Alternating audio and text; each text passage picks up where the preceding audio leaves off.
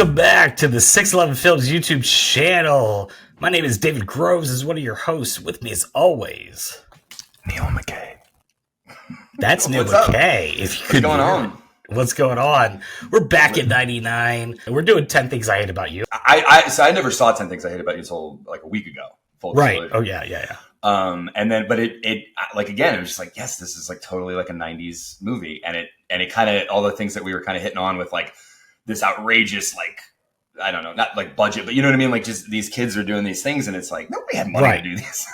It's like Heath Ledger doing the, you know, at the football field, like hijacking the microphone and like singing. It's like, oh, look at how much, you know, no, I don't know. It's just so like, who was doing these kinds of things? Nobody. Yeah. I mean, everything kind of feels very, again, we made fun of a little bit like with Never Been Kissed and She's All That, and how great the spoof itself of, which was not another teen movie. Again, bringing that back up, you know, was funny to, you know, again, we have to just do a not another teen movie. You know, we have to, because I'm just seeing funny. All these things. I'm like, oh man, they just really like. Here's not another 99. Yeah, because I love it. You know, Chris Evans is running like. Janie's got a gun.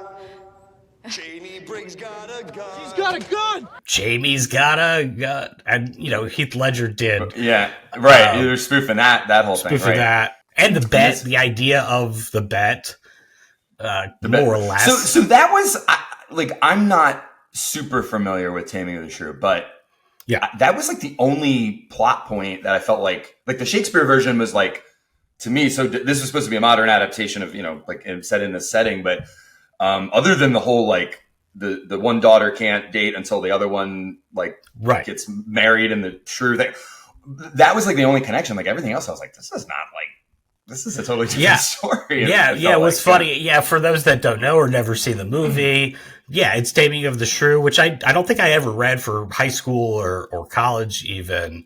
So I wasn't even that familiar with it. I mean, there's a lot of references, Shakespeare references, like Verona and the names of people and sort of lines that were coming out.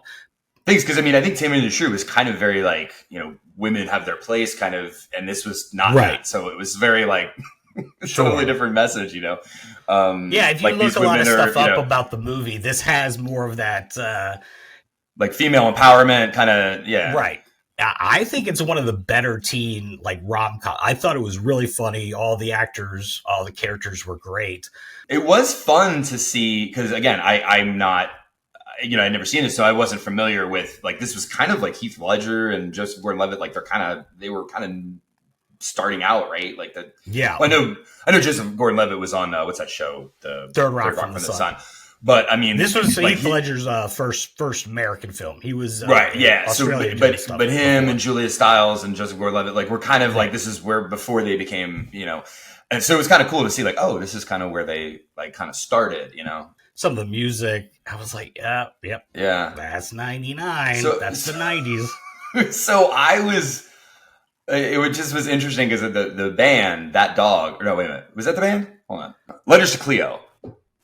Letters to Cleo, yes. Letters to Cleo. Okay, so because they were like they had the big helicopter scene, you know, the shot, you know, where they're on the top of the roof, and then they're, you know, that's how the credits roll with them playing. And they were the band that played at the they played earlier, like with the club that Julia Stiles and Heath Ledger were at.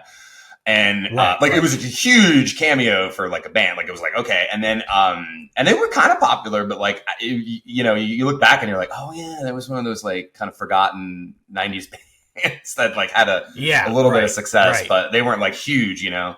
But I do think there was that weird period of time where it was like a lot of the late 90s, early 2000s bands. And I guess it kind of started to fizzle out where the pop stuff was taking place with Britney Spears and Backstreet Boys, and you know that became a little bit more popular than sort of the grunge pop rock type things. Yeah, but it was like funny though, because I'm like, and I think that's why I was thinking of that dog, because it was like I remember these like 90s bands, and it's like this Letters to Cleo. I was like, oh yeah, this is the decade. Like this is that. Yeah. Like you could just tell, I know where I'm at right now. Like this is the kind of music, this is the bands, these are the looks and the, you know, things. Well, sort of the looks, because I do still feel like, you know, everybody has these like extravagant like outfits in these movies, and I'm like, nah, Right. people Oh, yeah, were a little yeah. bit more plain with like stuff. They weren't in, dressed to the nines like they were in some of these movies. You know what I mean? So No, yeah, um, exactly. with a movie, you can't just have everybody wearing the same thing. So you have to, Sure. kind of. So I get it, but it is that whole like, okay, here's the extravagant prom, Of course. You're dressing up like Shakespeare's. I'm like, like nobody was doing this back in the day. Like nobody had the No, money of or the course not. resources to do these things. But Yeah, you almost but- feel like the studios all had a committee and they were all just going like, we got to come back, we got to do this, and we're all going to do it kind of the same way. Again, I think the dialogue, the crispness of the characters and how they did. I think that sets it a little above. Maybe not as good as American Pie or as classic. This might have more of a culty feel to it, but I do think.